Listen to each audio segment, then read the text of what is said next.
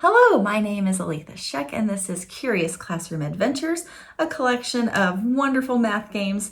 Today's is all about multiplication, but specifically the associative property, introducing the associative property. This might be the first time that you have seen multiplying three factors together and how we can use the associative property to do that. So let's jump into Guess My Factor, today's game.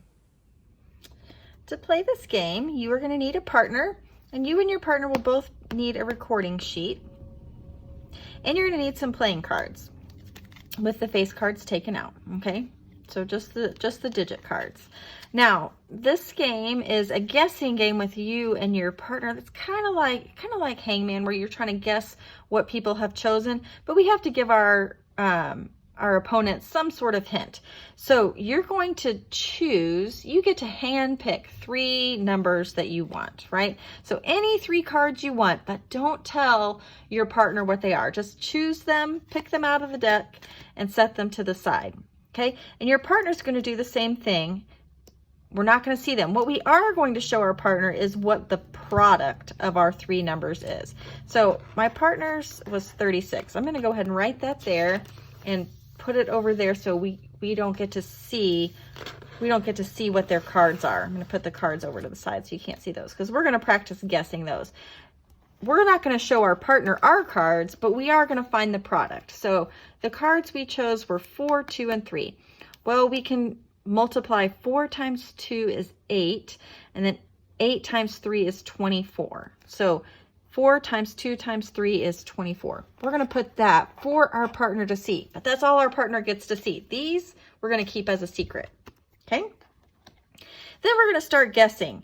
Well, let's see. We're looking at our partner's cards, and we're like, well, their product is even, so there's probably an even number in there somewhere. What even number should we guess? Should we guess 4? So let's guess 4. Is one of your factors 4?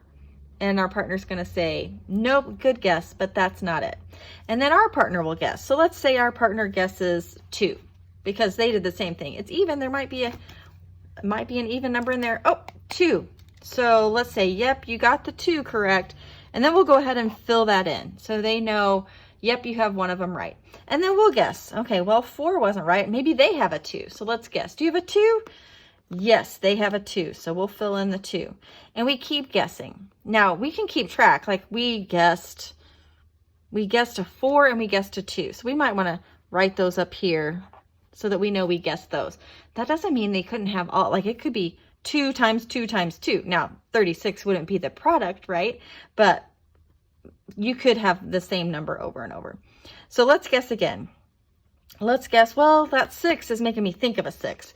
2 times 6?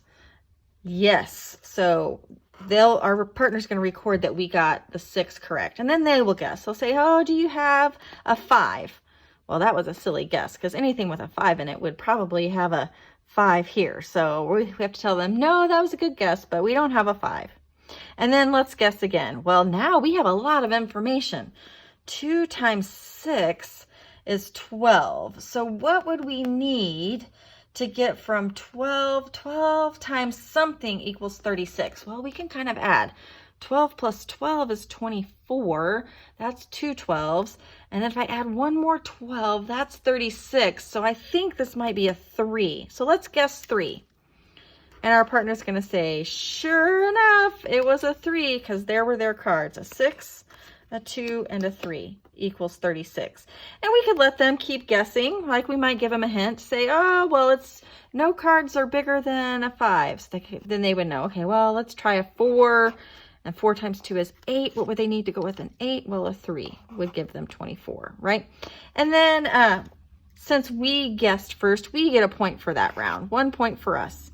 Okay, next time, the next round, our partner might win. So it's a best 2 out of 3. Whoever figures out their partner's factors first wins the round. Whoever wins 2 rounds out of the 3 is the winner of the whole game.